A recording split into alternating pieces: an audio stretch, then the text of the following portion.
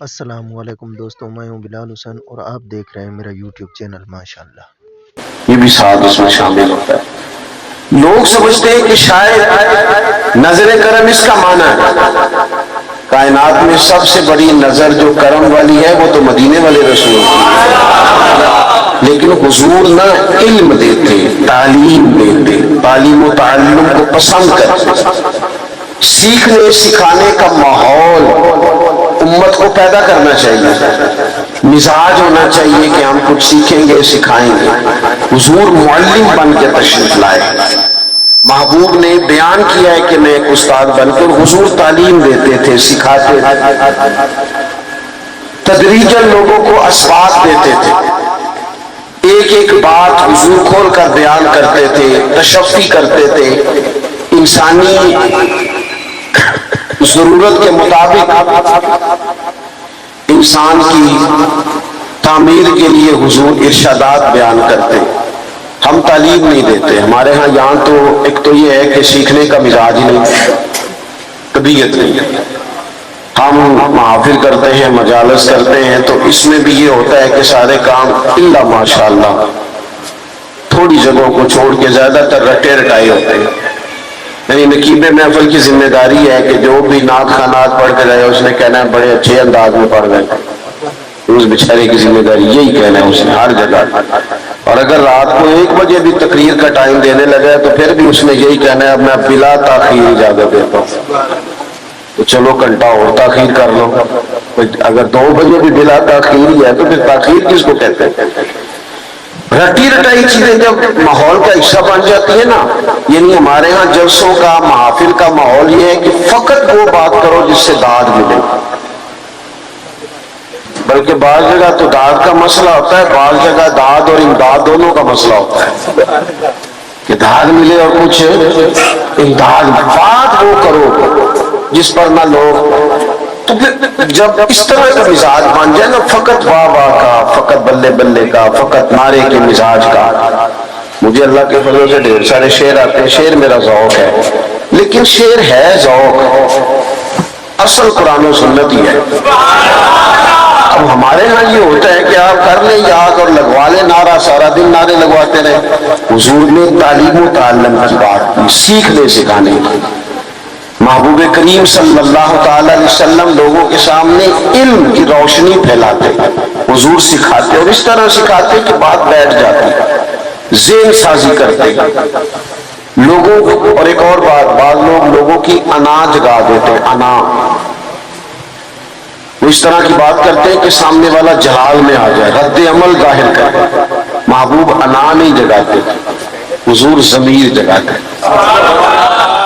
سامنے والا احساس پیدا ہو جاتا تھا کہ یار یہ جو بات کہی جا رہی ہے یہ درست ہے۔ حضور دیکھیں نا، ایک شخص آیا ہے، اس نے آتے ہی حضور کی بارگاہ میں ایسی بات کی ہے کہ جو درست نہیں تھی، لوگوں نے اس کی بات کو ناگوار محسوس کیا۔ اس نے آتے ہی کہا کہ یا رسول اللہ صلی اللہ تعالی علیہ وسلم مجھے زنا کی اجازت دے دیں،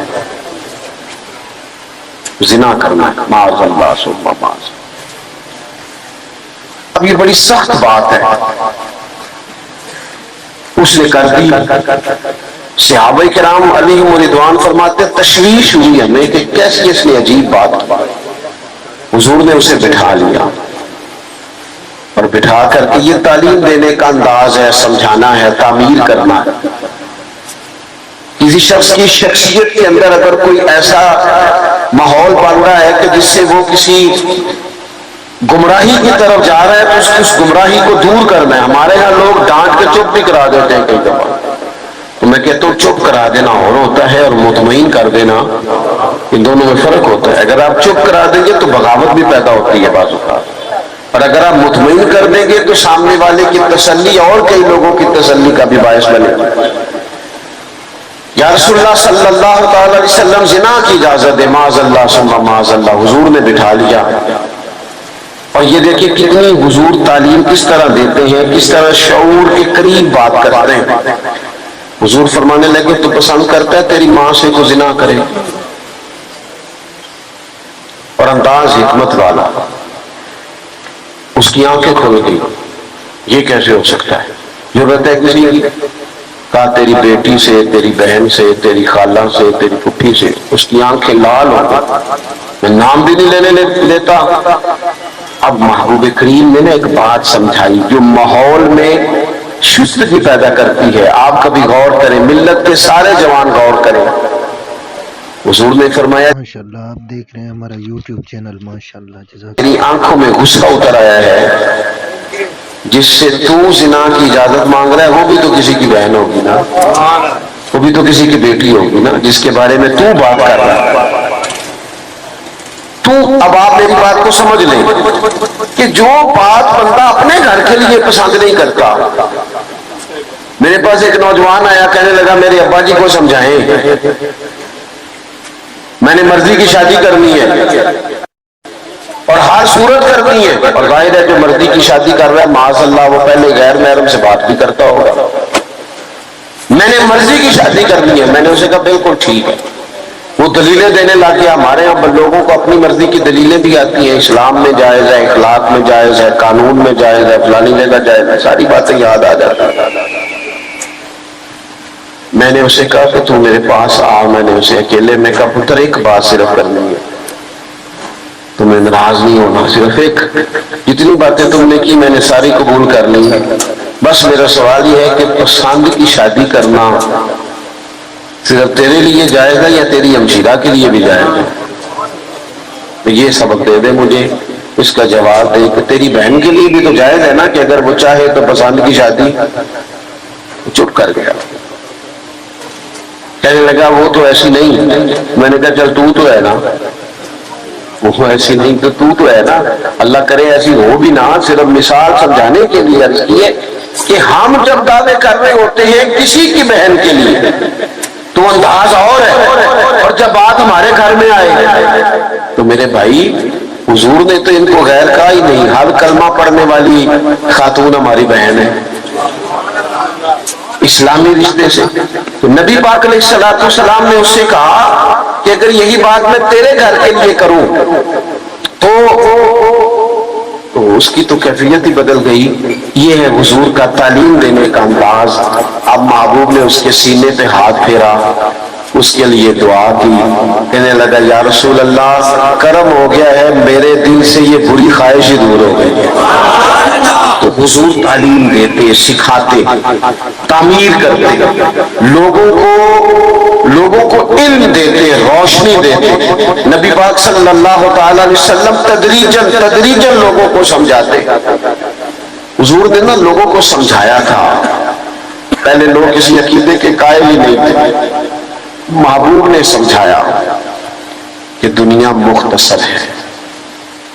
حضور نے بتایا کہ مرنے کے بعد ہمارے لیے جو قبر ہے اس کو صرف ایک پہلو نہ سمجھ لینا، وہ گڑھا بھی ہے دوزخ کا لیکن وہ جنت کا باغ بھی ہے.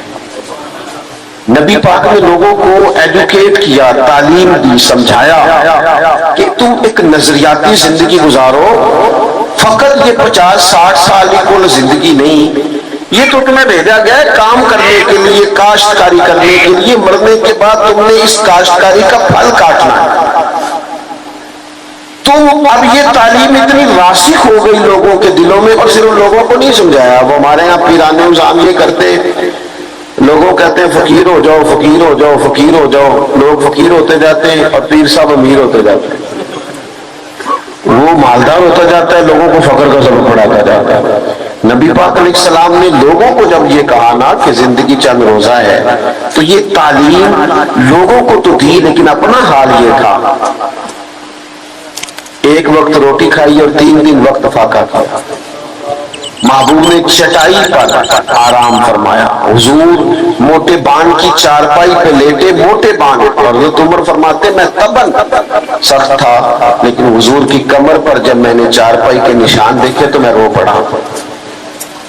یا رسول اللہ، اللہ کے دشمن اتنی موج میں ہیں اور آپ تو. حضور نے ایک تو یہ نا کہ آپ کی پیار میں کو رو رہا ہے تو بندہ کہے کوئی نہیں بس حالات ایسے، نہ محبوب نے نظریہ بیان کیا. نظریہ فرمایا عمر تم پسند نہیں کرتے کہ وہ تھوڑی سی دنیا میں آسانی دیکھیں اور آخرت میں رسوا ہو جائیں؟